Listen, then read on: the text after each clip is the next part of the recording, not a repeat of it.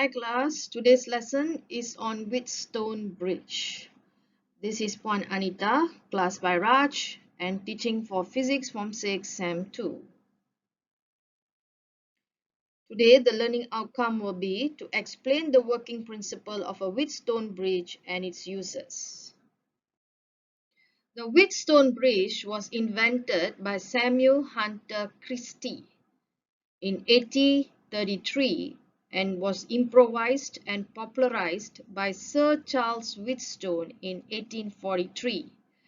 The Wheatstone Bridge is one of the most common and simplest bridge network circuit which can be used to measure resistance very precisely. A Wheatstone bridge consists of 4 resistors R1, R2, R3 and R4 that are connected in the shape of a diamond with the DC supply source connected across the top and bottom point of the diamond, and the output is taken across the other two ends. Now let's look on the Wheatstone Bridge. Now what's a Wheatstone Bridge? Wheatstone Bridge is used to determine the resistance R of a resistor. Okay, so this is an example of a Wheatstone Bridge. Alright, so I'm going to just explain here separately. Okay, so what is before me here is a Wheatstone Bridge of figure 15.26. Now, the Wheatstone Bridge consists of two standard resistors, which is P and Q, where this resistance is known. Okay, this is a resistance, yeah, P and Q, and this resistance is what? Is known. Okay, and then we have a variable standard resistor whose resistance S is also known, but this one is called as a variable resistor. That means you can vary. Also the value is known. And then we have another one which is an unknown resistor, which is R. Okay, unknown resistance. Alright. Okay, now what happens here, class? We have this 4 resistor, and then we see this point A is connected to a power supply. Okay, the resistance S, the first thing what we do is the resistance S of the variable resistor is adjusted until the pointer of the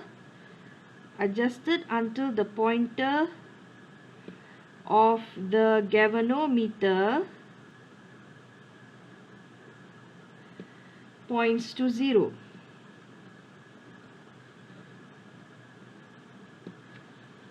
Okay, so I'm going to take a different color pen here. Alright, so adjusted, this resistor, this variable resistor is adjusted until the pointer in the galvanometer points to 0. When the pointer in the galvanometer points to 0, there are 4 important concepts.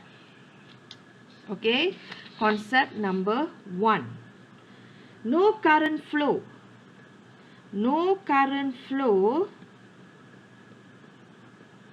between B and D. Okay, so there is no current flow between B and D when the pointer in the galvanometer is point to 0. Okay, number 2, the electric potential of point B and D are the same. So the electric potential at this point, which is VB, and the electric potential at this point, which is VD, is same. VB is same as VD. Number 3, okay, the same current I1 flows in the resistor of resistance P and Q. Okay, current will start to flow, class, when it's connected to an EMF, the current will start to flow. Okay, when the current flows here at this point, the current will be separated in two. One is I1 and one is I2. The same current that flows here will flow here. And the same current that flows here will flow here and then get joined back and come back to the power supply. Okay, so it says here number 3, the same current flows in the resistor of resistance P and Q. So current in P, IP, is equals to the current in Q. And number 4, the current in R is same as the current in S. Okay, so these are the 4 concepts. Yeah, once when you adjust you variable resistor, you adjust until pointer of the galvanometer points to 0. So the four important concept is this. Okay, when this has happened, now we apply the concept. The potential different, because now this is the same current. This is same current. This current and this current is same. So what we can say is, when I take another color pen, okay, alright, what we can say is the potential difference between here and here, here and here is the same. So VAB is same as VAD. Okay, so the potential difference between this point to this point, this point to this point is the same. So what is VAB? VAB is I1P. VAD is I2R. So we get I1P is equals to I2R. Okay, so this is number 1. Alright, okay, why I put number 1? Because the concept of understanding of number 1. Of course, the formula you get from this, I put number 2. Okay, then the second concept will be, here this potential and this potential, this potential and this potential, which is potential different, is the same. So VBC is same as VDC. Okay, where VBC is I1Q and VDC is I2S. Okay, so VBC is I1Q equals to I2S. So this is concept number 3. Interpretation is point number 4. Okay, so we take number 2 divided by number 4. Okay, number 2 divided by number 4, I will get P over Q is equals to R over S. Correct? Now, the mission in this is to find the value of the unknown, is to find the value of R. So, R is equals to P over Q times with S. Okay, alright, so this is how Wheatstone Bridge is actually function. Yeah, so what do we know here, class? Just a flashback. We adjust the variable resistor until galvanometer points to 0. Then we know the voltage here is the same as the voltage here. In the same way, the voltage here is the same as the voltage here. Okay, so that's why we get this concept, and from the concept we get the formula. But when you take S and you adjust the resistor until galvanometer points to 0, there are 4 important things that happens in the Wheatstone Bridge. 1, no current flow. The potential at this point and at this point is the same, and the current here and the current here is the same, and the current here and the current here is the same. So this happen, then we can use this concept. Okay, alright, so that's all, class. Okay, now let's look at meter bridge. A meter bridge is used to calculate resistance values with high accuracy. They work on the principle of a balanced Wheatstone bridge. The reason why this bridge is called as meter bridge is because of the fact that it works on the Wheatstone bridge principle. So people also popularly call it as a Wheatstone meter bridge. The wires like nichrome, manganese and tungsten are used because it has high resistance and low temperature coefficient of resistance. Another thing is that class, the wire length used in the circuit is of 1 meter. So it has got its name as a meter bridge. Meter bridge figure 15.27. The meter bridge is a modification of the Wheatstone bridge. Okay, we have a uniform wire here which is 1 meter. This is the same meter bridge that you'll be using in your experiment, in one of your experiments. So you can actually apply this concept when you do the experiment. Okay, here we have a resistor R. We have a resistor R which is unknown, resistant,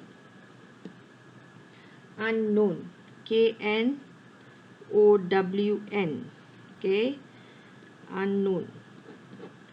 And then we have a resistor S which is a standard resistor, which is a known value.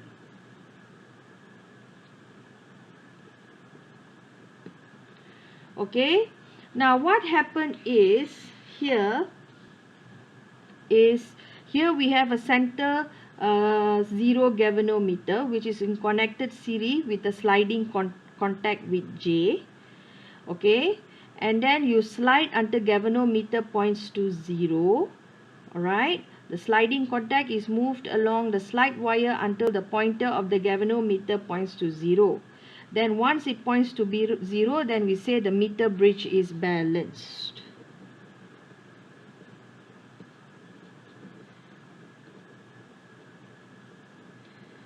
Okay, now what happens then if the meter bridge is balanced? So you see in this meter bridge, that's why it's called meter, yeah.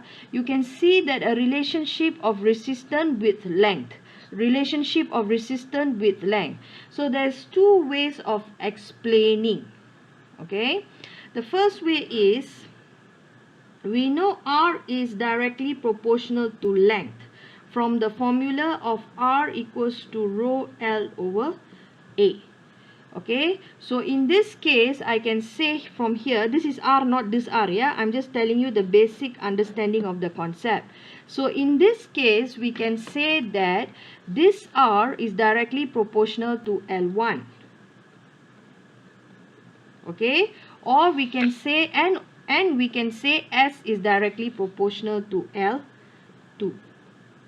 So therefore R over S is equals to L1 over L2, and then we want to find the unknown resistor, right? So R is equals to L1 over L2 times with S.